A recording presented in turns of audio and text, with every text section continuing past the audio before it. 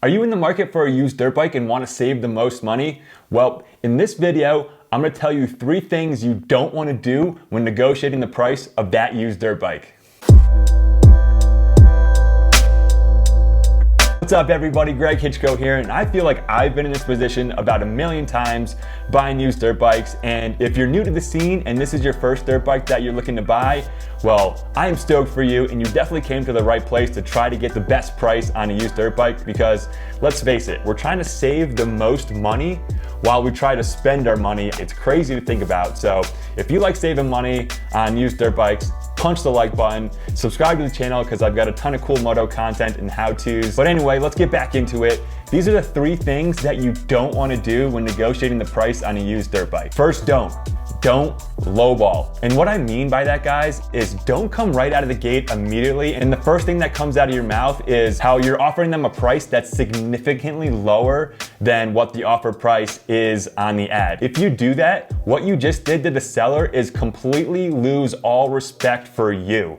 Think about it, guys. They're trying to sell what could be their pride and joy. From their end, they're looking to get the most money out of it. So if you come out of the gate and just offer them some outrageously low price, they're not gonna like you and they're immediately gonna lose respect for you. However, if you've done your research, you know the market, you've evaluated the seller by talking with them, you've evaluated the bike, and you understand and know better than that seller what the bike is worth, start out by giving them valid reasons why the bike isn't worth what they're posting it for, and give points to support your offer. Second, don't be the one that makes the first offer, aka the first person to speak loses. And what I mean by that, guys, if you're the one that makes the first offer, you're basically the one negotiating with yourself, and your offer could actually be higher than what that seller is willing to give the bike away for. So instead, here's what you can ask the seller to get them talking first. And start with listing the 3 things that might be a deal breaker for the bike. So you can start off by saying, based on these 3 things, X1, X2, X3,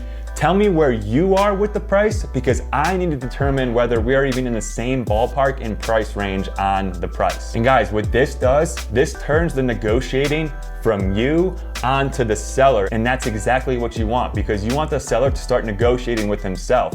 He doesn't want to put out an offer that's too high based on the things that you just said about the bike, but he also doesn't want to go too low because he doesn't want to lose money on the bike. So if you guys get the seller thinking, get the seller talking first about a price, then you can continue to negotiate from there. Third, don't be afraid to counter offer, and don't make it personal. So after the seller gives you the price, don't be afraid to counter offer on that price. In other words, don't accept the first offer that the seller makes, because the seller is going to give you a number that's still higher than he's willing to let it go for most of the time. So with a reasonable counter offer, you have a chance to get that price of the bike even lower.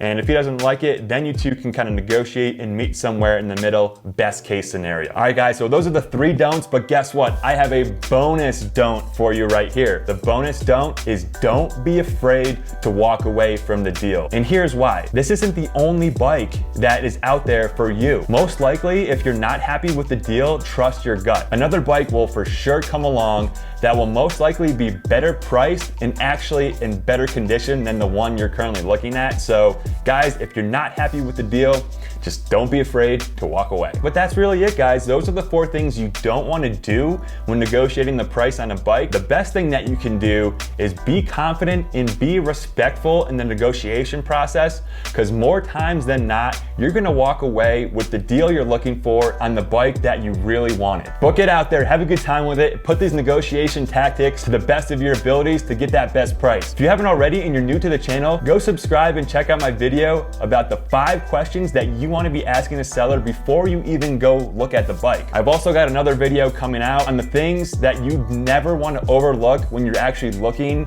at a used bike, so stay tuned for that. Good luck on used bike shopping, everyone, and we'll see you in the next video. Peace.